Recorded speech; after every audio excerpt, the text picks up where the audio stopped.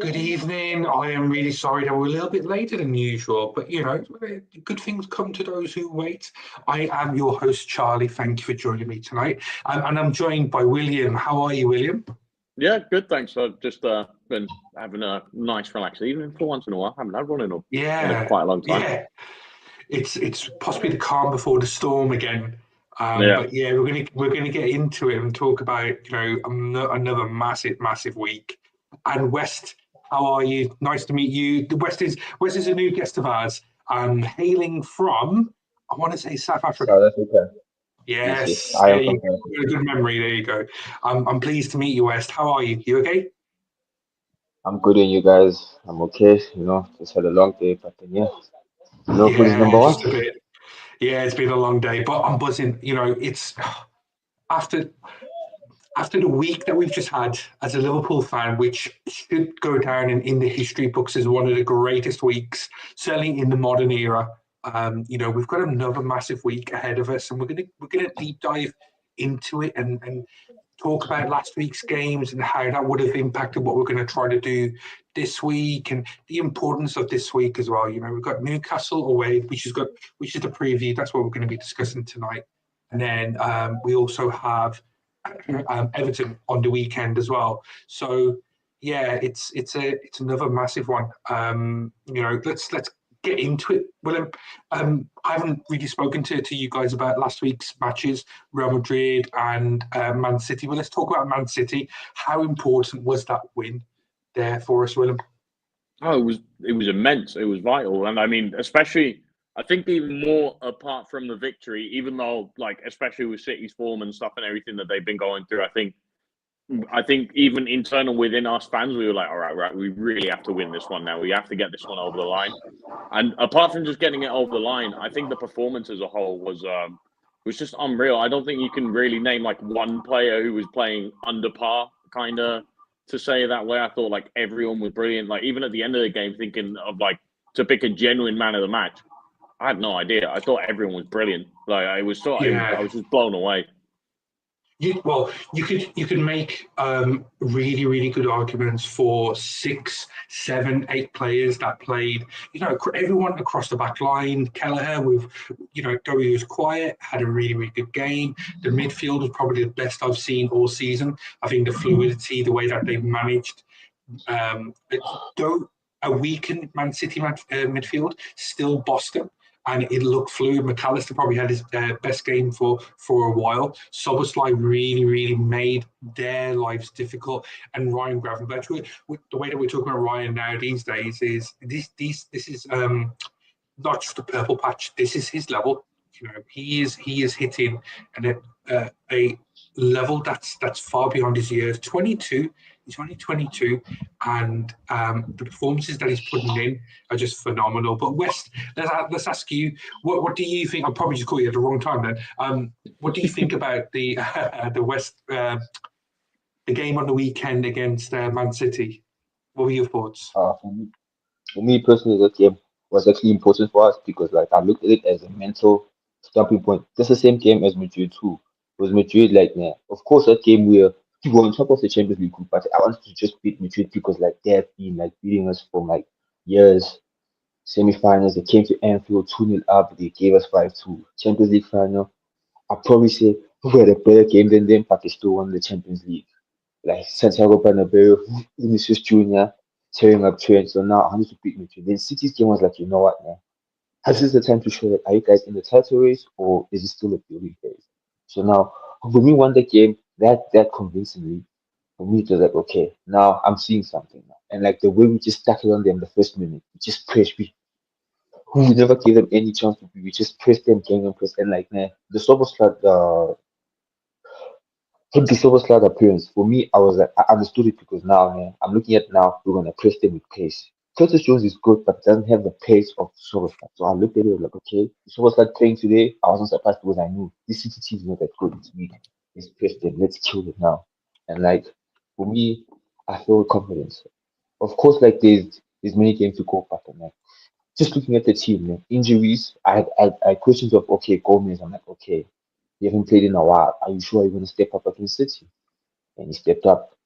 I looked at Chase, I'm like, Trent, you haven't been in the game for a while. You're gonna step up, and you stepped up. Of course, just in the first half, he was giving away balls, unnecessary passes. Okay, cool. But second half, he came back to life. Salah, I was like, okay, not his best game for the chances he missed, but then like I was the only thing that disappointed me was the chances that they missed. That's the only thing. But then everything else was standard. Like even though we just gave City the ball and said try break us, and they couldn't break us down. So I'm buzzing. I'm happy with the boys. And like the start of the Yeah, season, no. I never knew. No, sorry, Rusty, go for it. Okay. The start of the season, I never knew who Ancelotti was. I was like, you know what, let's see. Because now I remember the Ten Hag situation going back to United. They all did Twitter cons about it. I said, Ancelotti, I don't know you. Let's see your first game. And I start seeing these patterns, relax, calm. He hooked off Kwanzaa because he was losing headers. Okay, cool. I was like, okay, let's start building. Gravenberg, people say it's a purple patch. People say like, nah, we're busy playing these easy teams. We beat the champions of Germany. We beat the champions of Spain. We beat the champions of England convincingly with clean sheets. What's this now? A purple patch, or is this like, are we there or not? I totally agree. This isn't a fluke. This isn't Liverpool being lucky in any way whatsoever. This is a phenomenal team that Slot has inherited, obviously. But what we're seeing here is the fine tuning. It's very early to get carried away and say we're going to win the title, but we've given ourselves a really good opportunity. Certainly after last week, and it's banished a lot of bad memories. Willem, the Real Madrid history that we've had, certainly over the Klopp years, it has been really, really painful. But now we've banished that to an extent. We've seen them off. Man City have given us issues. Obviously, the number of leagues that they've won over us, and they've pipped us to numerous Premier League titles, rightly, wrongly. We'll find out soon what is actually going to happen there. But the importance now comes, and the thing is, the way I was thinking about it, people keep talking about Liverpool, and I'm going to ask you this question. People keep talking about Liverpool having big weeks and keep passing them. Is this another big week, and will we pass it? Is it me or what you're asking it to? Willem, you go for it. Sorry. So yeah, no, it's a humongous week. I mean, these are two, apart from like the big teams that you normally play away from home, I would say Newcastle away and Everton away are for us pretty much the two toughest fixtures that come after it as well. So 100%, this is a massive week that we've got ahead as well. But I mean, I think the approach so far, it's almost very similar to what Klopp said as well, where it's just like we take it game by game. But I'd even argue that I'm actually, off of this last week that we've just had, I'm even more confident actually that we can probably do this if we manage to keep everyone fit and keep enough, or at least the injuries are going to happen. If we can at least manage throughout the injuries throughout the season, I don't see a reason as to why not. Because from the last two performances, what has most impressed me as well is the way we control the game even without possession. So City had a lot of the ball coming out in that second half. What did they create? Nothing. Madrid, apart from the penalty that they really had, what did they create in a dangerous chance coming out of it? Nothing. And we did give them the ball for a while, but the way we're now setting up and the way we're kind of looking more to pick our moments, to choose our moments, not play at 100 miles per hour constantly the entire time, is almost more structured in a way to really kind of go throughout the longevity of the season. Whereas, we can make some arguments with the Klopp style, obviously, and everything going through it, that some players physically were kind of run into the ground by the end of the season or wouldn't really be able to get through it. And I think even, for example, with Salah, you can really see it in his stats. So it was funny to me on Sky when after the game on Sunday, they put up his stats and they went, oh, well, his output in front of goal so far has been better than last season, but his physical stats have been less than last season. And they looked at it like it was a bad thing.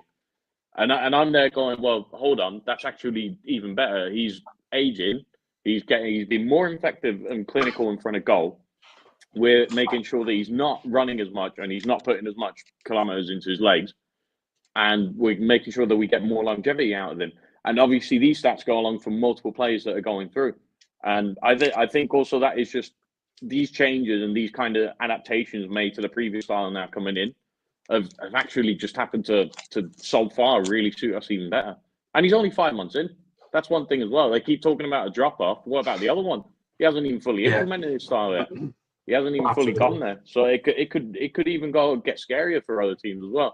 No, I'm not going to go over the top confident immediately saying like, oh, it's done and stuff and everything. But I've just been massively impressed. Really, that's just really most of it that I kind of get away from all these games every time. That I just can't believe how kind of solid and stable we're really playing. Yeah, absolutely love those words. I think 100% agree with everything you just said there, Willem. And West, I'm just going to ask you this point of view. It's a slightly different one.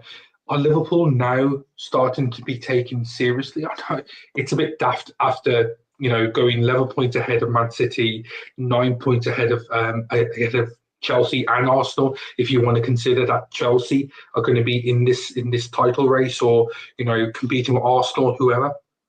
But are Liverpool now getting the respect that they deserve? Is the viewpoint of Gary Neville saying we're massive favourites. Then you have Match of the Day. They're talking about us with superlatives. And then you've got other pundits and the noise on social media. How is that shift? And I think it just comes into what Williams just said. 5 months into a new reign. But it's mightily important and mightily impressive how well we're convincing the general footballing public as well now, right? For me, Liverpool should be taken seriously because, look at our team. We have that spine. We have Edison, we have Van Dijk, we have Trent, Robertson, okay. We have Salah. That's a spine. That's a proper spine. Build a proper team around it. You'll be good players. Look at Curtis Jones. I was never a fan of Curtis Jones last season. Look at it now. I was never a fan of Sloboside last season. I was like, the good patch you had, it was great and all, but then you kind of dropped off because your decision making was poor. I've seen Man United games where you could cost us, but then now look at Luis Diaz, look at Cody Gakpo. People say Cody Gakpo doesn't fit in this club in this club system. He breaks down attacks, he slows down our attacks. So now when you see Cody Gakpo cooking, when you see Luis Diaz scoring hat-tricks on the German champions, it's like okay now.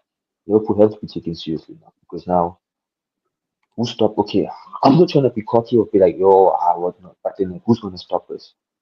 Because I look at the the teams around us. Like, they don't have that spine. Arsenal doesn't have that spine. City lost that spine. Chelsea's a new team coming up, which okay, they look good, but then they're still a bit of shaky. Liverpool, the only team, what's what was in the team was controlled and compact.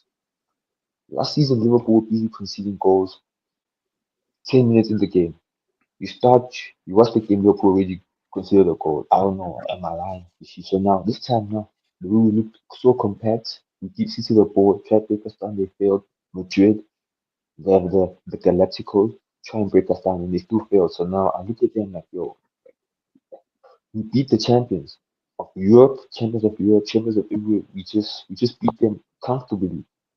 There was no say like in the City game, like, oh no, they might come back in. They might, but then come on. So that's what I feel about Liverpool.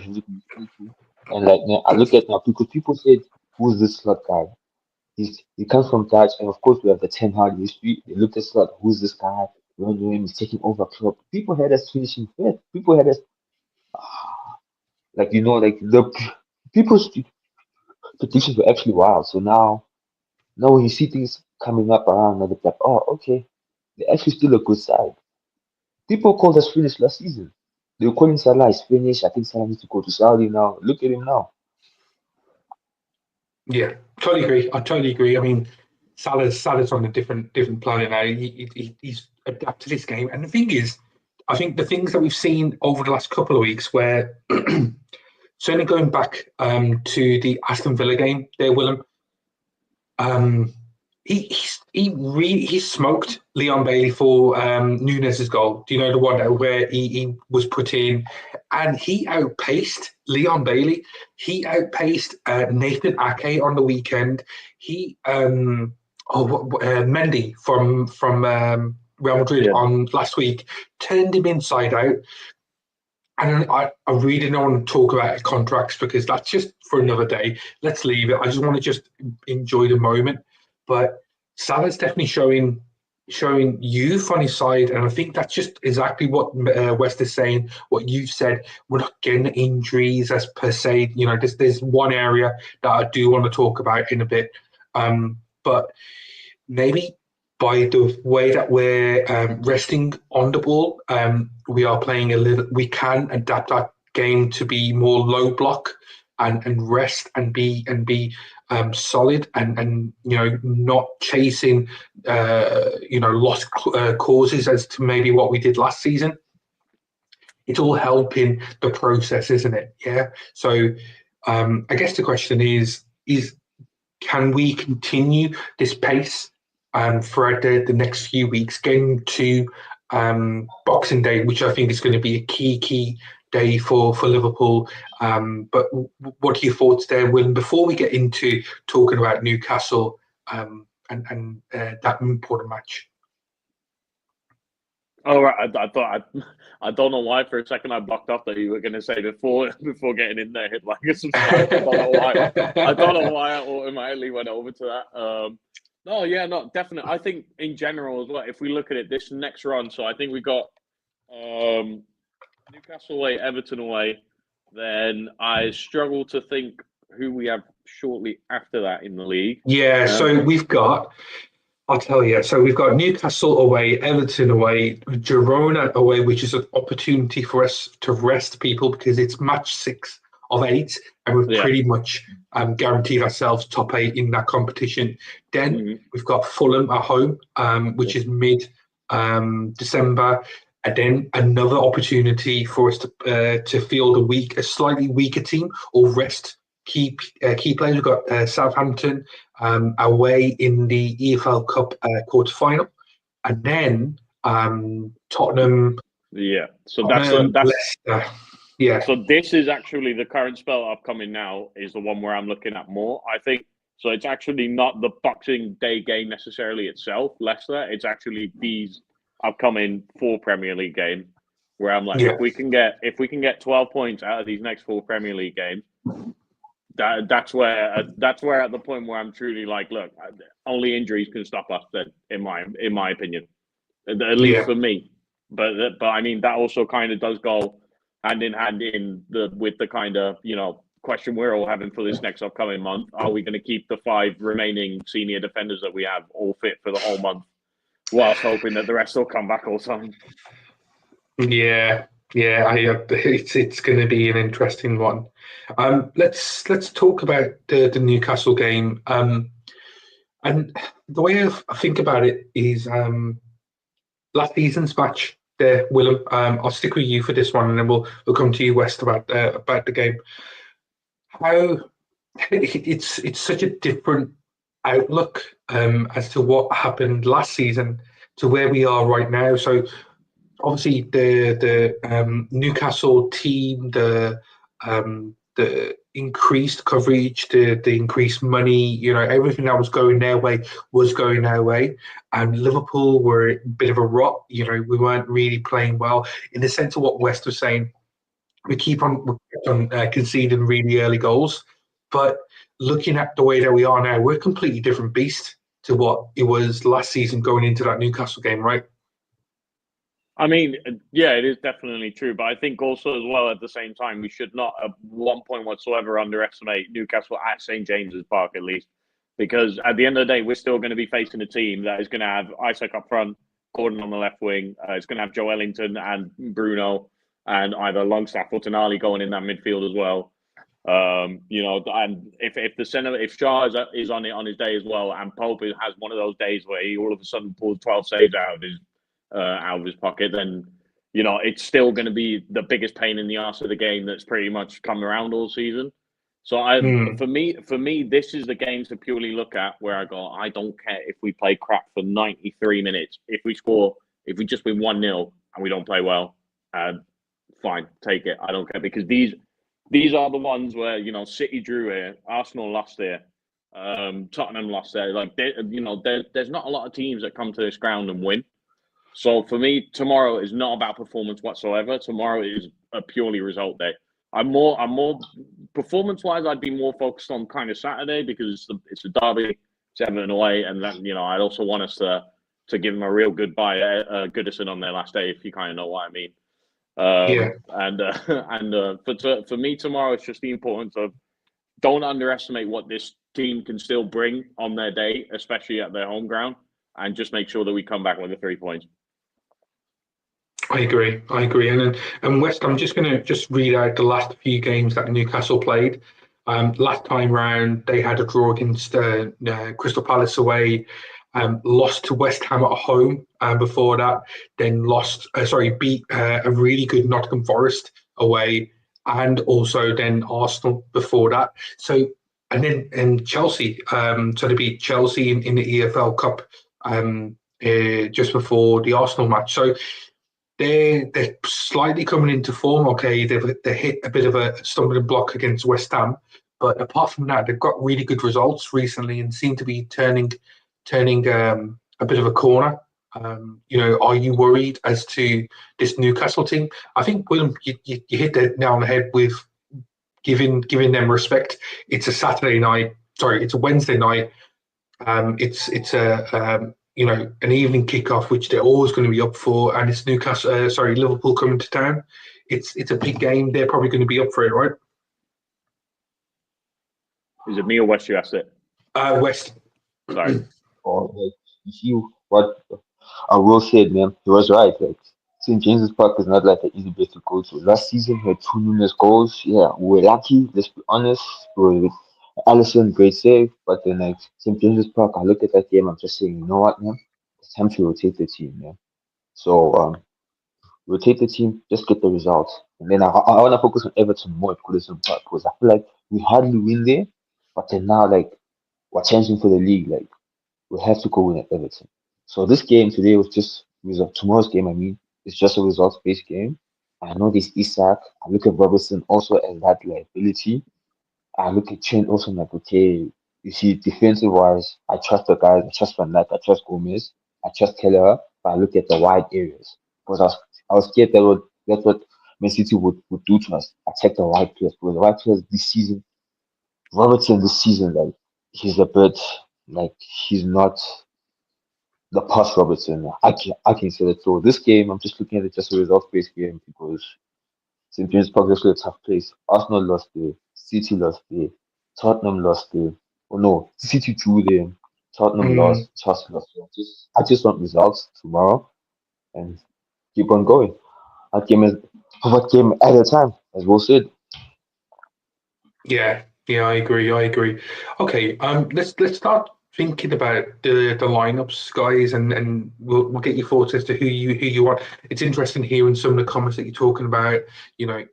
Resting certain players, but yeah, let's just go through that lineup and see who you agree on and what we can see happening. West goalkeeper. I think we all agree probably that Kelleher will be starting. I don't think Allison's ready just yet. I don't think it's been announced whether he's going to be part of the travelling squad, but he may be. Who knows? But Kelleher for you? Yes, she is. For me, Keller, number one. And Willem Kelleher? Yeah, same, 100%. Yeah, he's phenomenal. He's probably he's I saw a stat I think about like Premier League saves and the top 3. Though Jaros only played a handful of minutes against Crystal Palace. The top 3 were Jaros, Allison, and Kelleher for saves percentage, which is just another bizarre one that it's just phenomenal, the goalkeeping department, and we're going to be adding to it with Mamadashvili in the summer, which is just mad. But yeah, so we agree with that. Interesting one now. Next one is right back. Willem, I'm going to stick with you this one. Who are you going to go with right back? Do you trust Trent after the 70 odd minutes that he played on the weekend? He needs that more game time. Rest him. Who knows? What do you think? No, I'd still say put Trent on. We don't have another option as well, by the way. So the idea of Konza playing right back for 90 minutes is something I'm way more uncomfortable with than the idea of Trent playing 60, 70 minutes and then bringing on Kwanzaa to kind of close out the game. So Yeah. for me, it's also a no-brainer. It's Trent. Yeah, and West, you agree with that?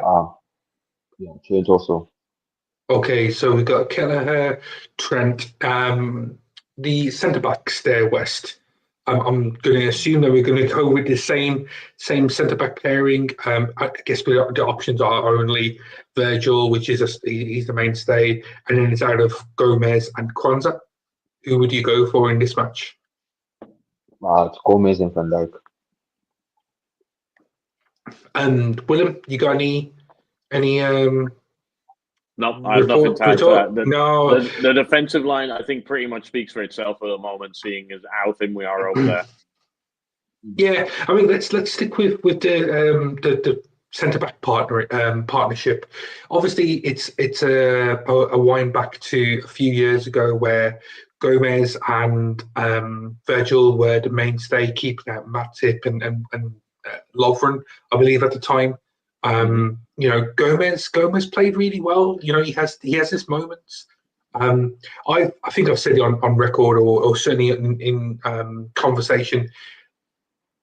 I don't think I have an issue with Gomez, the player. Or what I have an issue potentially is he's too good to be the fourth choice or third choice centre back for a club of Liverpool stature. He's good enough to be playing Premier League football week in, week out for a number of teams, you know, mid-table to kind of fighting for European places. Joe, how would you treat Joe coming into, you know, the latter part of this season, going into the summer? It's thinking long term, but you know, he's far too good to be just wishing that other players get injured or you know, get out of form. Right? He's just too good to be that type of player. Same as Keller. I'm torn on it, kind of in between it, because like at the same, whilst I agree, I am also someone who, for the majority of this season, has said that when we have our two starting centre back, we have the best two centre backs in the world in Kanai and Van Dijk, in my opinion. Yeah. In my opinion, those two, when they're playing, when they're both fit, they are the best in the world. So I think that is more of a bigger issue with Joe Gomez kind of being the third choice behind it, because especially off of his appearances so far this season. So the League Cup game against West Ham, I think, and there were a couple of other games as well where he kind of stood in for either Virgil or for Kanate, one of the two. And for me, all season long, he has looked so much more comfortable at centre back than someone like a Kwanzaa has, for example. And I think before we would have more moments like last season, for example, we thought Gomez was the best at a left back, because in the previous season before that at centre back, we had seen him make a couple of questionable decisions. You know, not always be in the right positions and stuff and everything. And when he's back at right back to Trent, we always have the kind of part where it's like, yeah, okay, the defensive you're solid there, but we kind of miss the outlet, the attacking part coming from it as well. Apart from every once in a while, he would put in a banger cross, to be fair. It will have like one in every 10. It'll have like 1 in every 10 where he just whips it and that ball's actually really good.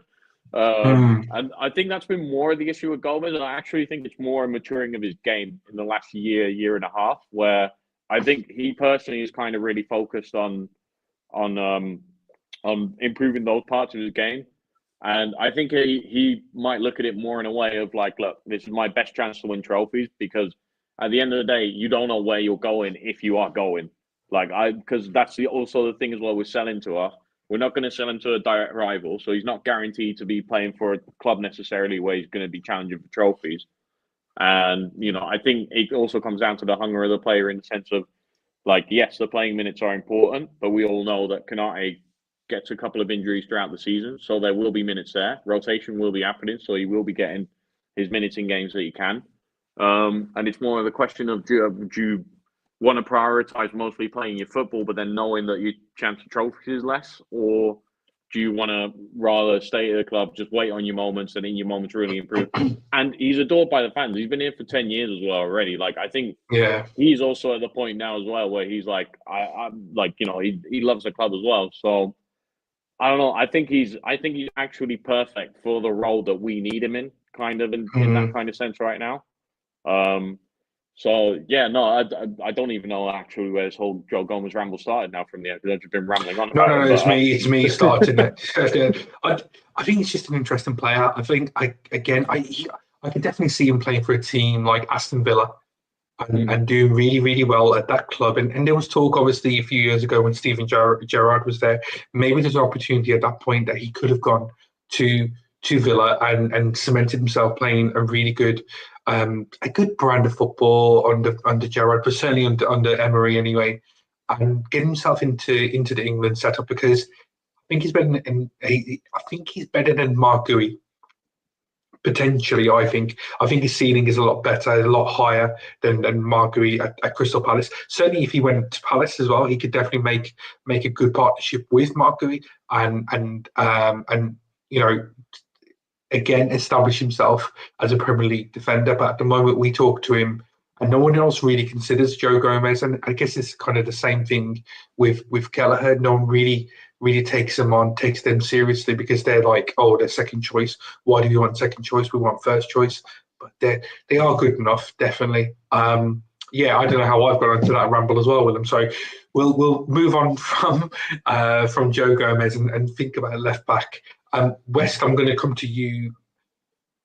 I'm not the biggest Robbo fan these days. I think his speed of thought has possibly gone, which has then led to the speed of his body going as well. But he's played well the last few weeks. Certainly, Man City, he seemed like his old self. Do you got any worries about Robbo? Would you consider? I guess Simicast is not fit, so we haven't got any other options, I guess. Personally, like every game I look at Robertson, I get a worry, but then like I just have to pray that he plays well. So I would go with him, but then like also Timikas also hasn't been that convincing. You see, so now it's like like you just go for the better option. So I will stick with Robertson because Robertson has been questionable. Like Southampton penalty, Madrid penalty, City game he played well, but the Madrid game, even though with penalty, he also played well. But then it's a bit like Anthony Gordon running at you. I saw him once against Rico Lewis. He's backing up. I'm like, oh, God. So Robertson still. Yeah. Willem, I guess the lack of numbers kind of dictate that we have to play Robbo in this particular instance.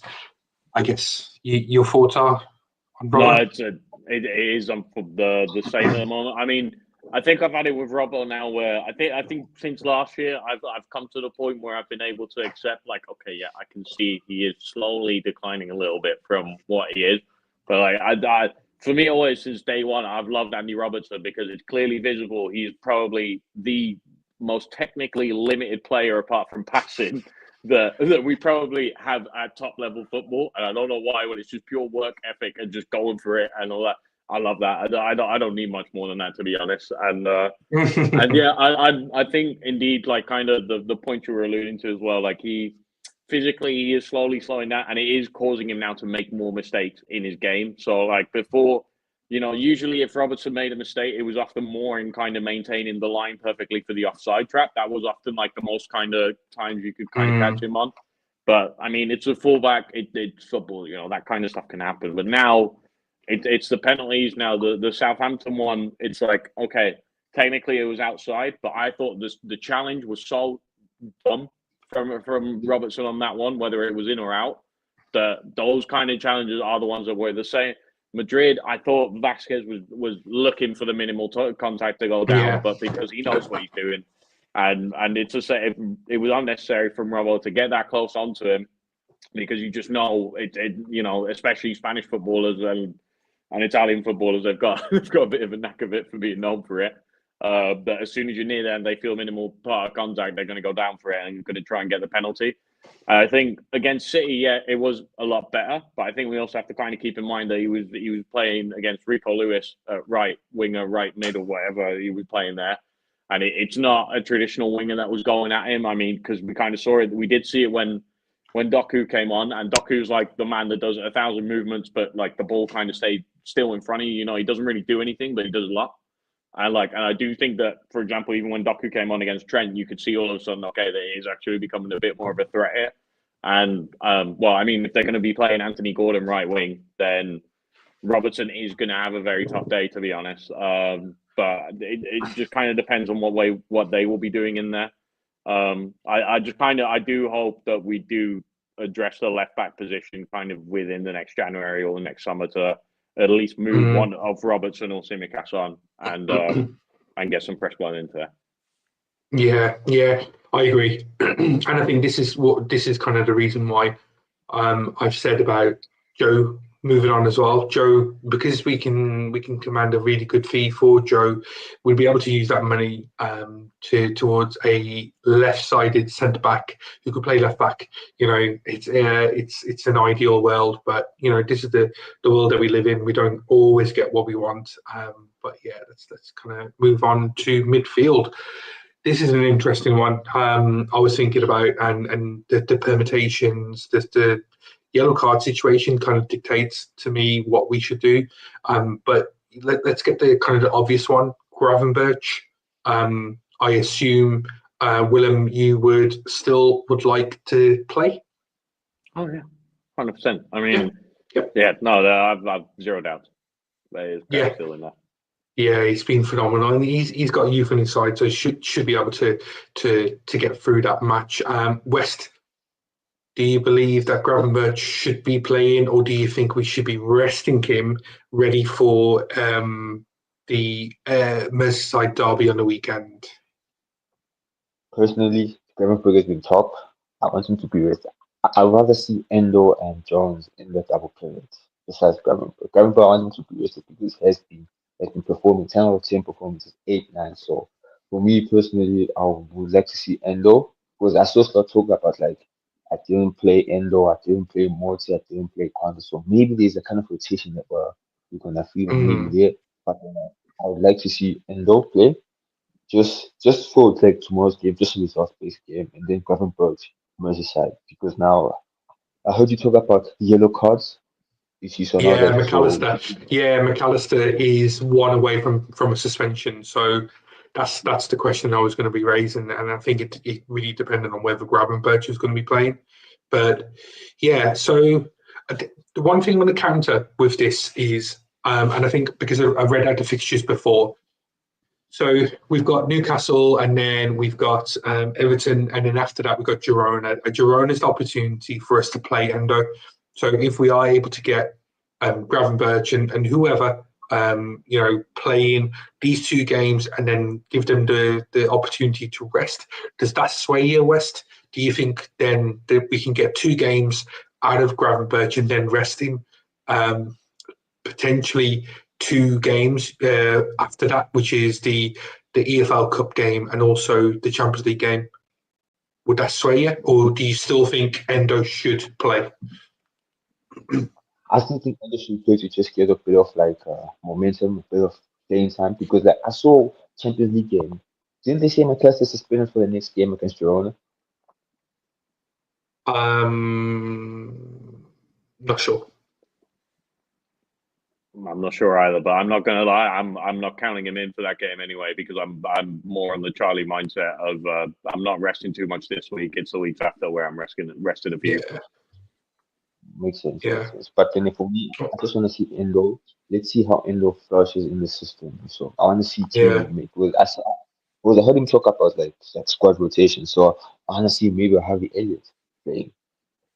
Wow. Yeah. Again, it's an opportunity. He started playing. So okay. So we're gonna say 1 for Endo and 1 for Gravenberch.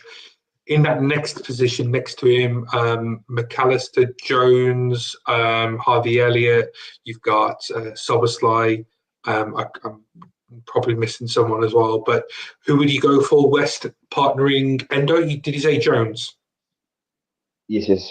I said Jones and Endo in a double pivot. Yeah. Okay. And what about yourself, William? Would you go Jones, or would you go McAllister? McAllister as well. McAllister. Yeah, no, for me, I'd rather actually play McAllister, and I'd actually rather that he just gets the 5th yellow card or this game or next game preferably next game, obviously, so that it kind of sways over from the two difficult away games.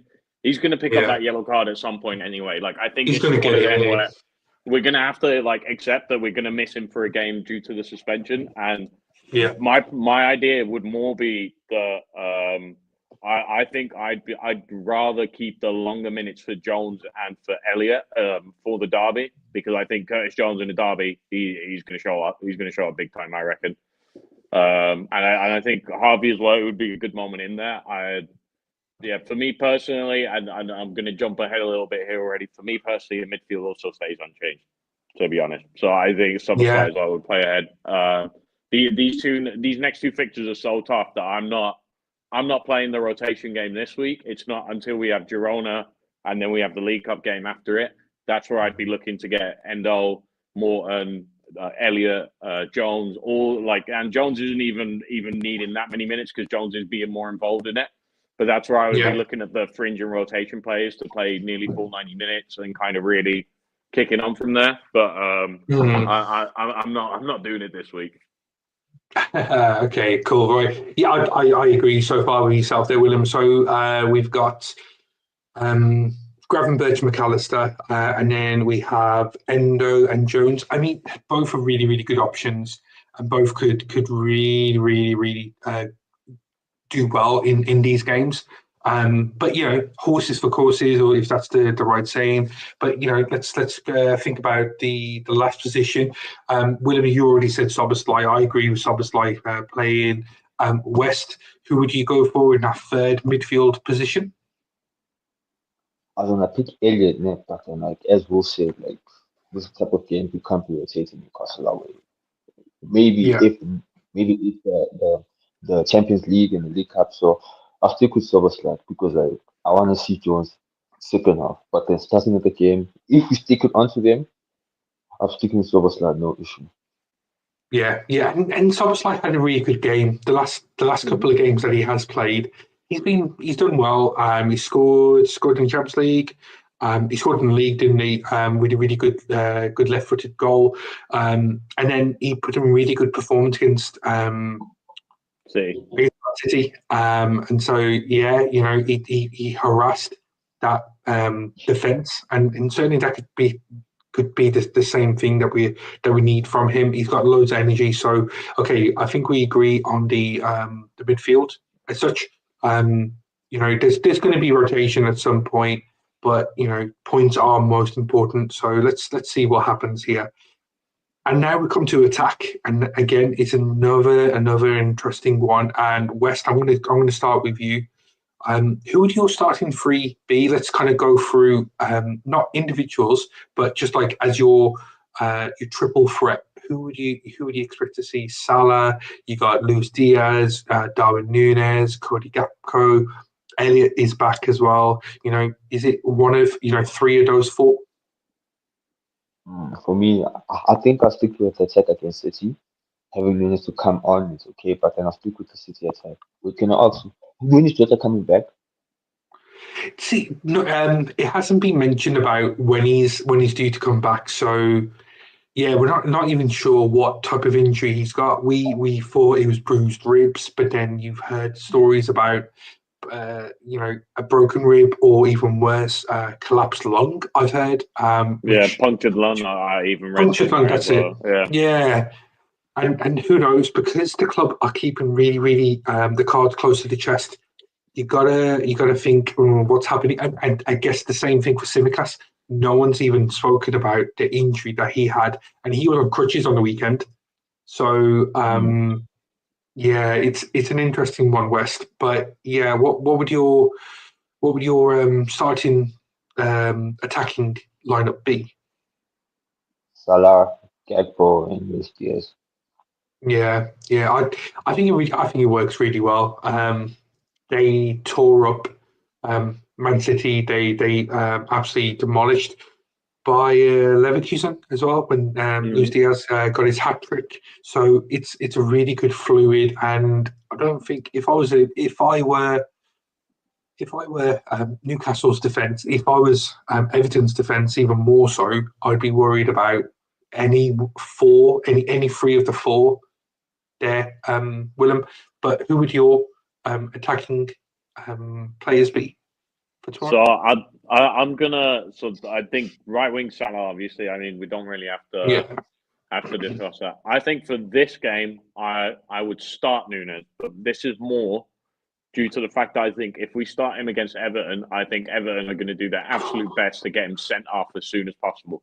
And he could be prone to it. Let's be honest here. He could be like when he got against Madrid in that first half, he had me pooing my pants at one point. I was there going, "Oh no, he's gonna get that second yellow, and it's not gonna go well." And I think as well, Diaz played 2 back-to-back 90 minutes now, and against Madrid and Man City, he didn't get subbed off on either one.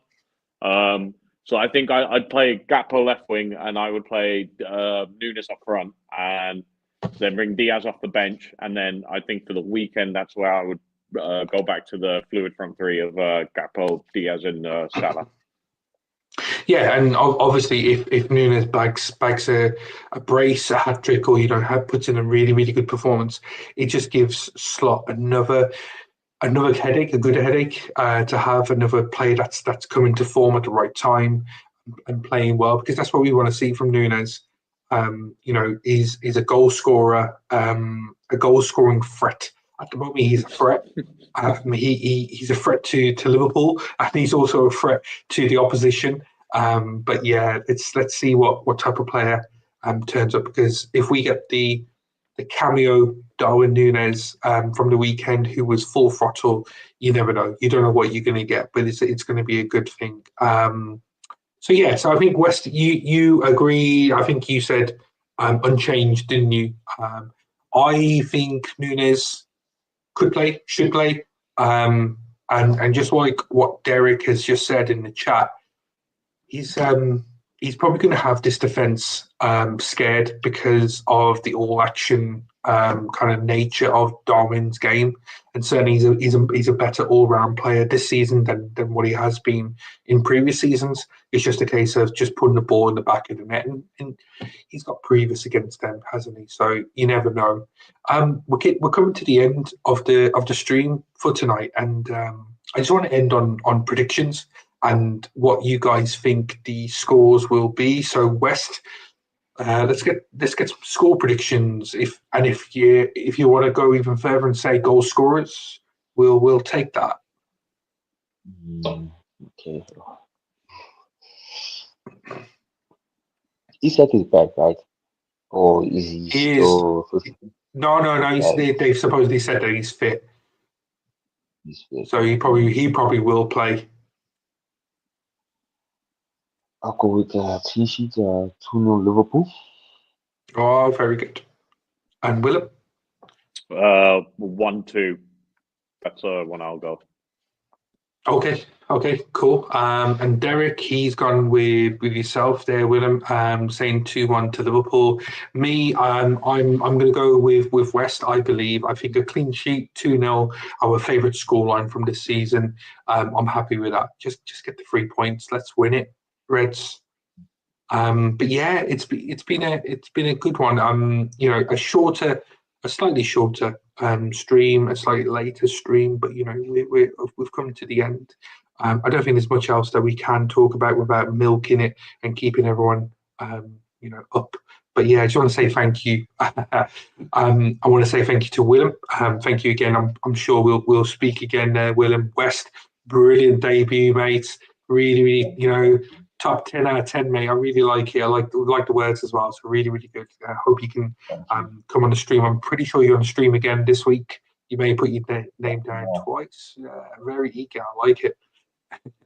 But yeah, I'm Charlie. I'm your host. I want to say thank you to everyone that's joined us today. Hit those likes, hit those subscribes.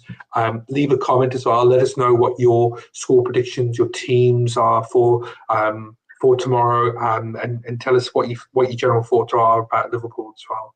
So we've got another stream on later on tonight or this morning, wherever you are in the world, which is our American stream. So please, if you're around, 2 a.m. UK time, 9 p.m.